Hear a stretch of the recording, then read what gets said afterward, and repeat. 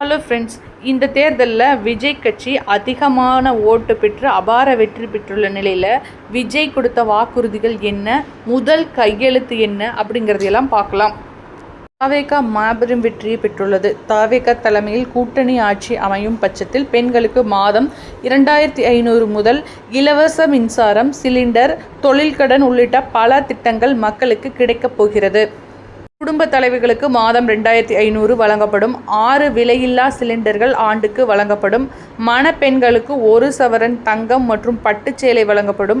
பிறக்கும் குழந்தைகளுக்கும் தங்க மோதிரம் வழங்கப்படும். மாணவர்களின் அம்மாக்களுக்கு 15,000 கல்வி உதவித்தொகை வழங்கப்படும். மகளிர் குழுக்களுக்கு 5 லட்சம் வட்டியில்லா கடன் வழங்கப்படும். அரசு போக்குவரத்து கழக அனைத்து பேருந்துகளிலும் பெண்களுக்கு இலவச பயணம். தமிழ்நாட்டில் உள்ள எந்தவொரு மாணவ மாணவியரும் நிதி பற்றாக்குறையால் உயர்கல்வி பெறாமல் போகக்கூடாது. எனவே 12ஆம் வகுப்புக்கு பிறகு PhD வரை படிக்க 20 லட்சம் வரை பிணையம் இல்லாமல் கடன் வழங்க நடவடிக்கை எடுக்கப்படும் என அறிவிப்பு.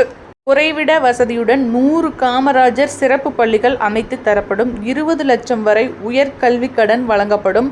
நவீன கட்டமைப்புடன் அரசு பள்ளிகள் அமைக்கப்படும். AI கருவி மூலம் கட்டணமில்லா போட்டித் தேர்வுகளுக்கான பயிற்சி வழங்கப்படும்.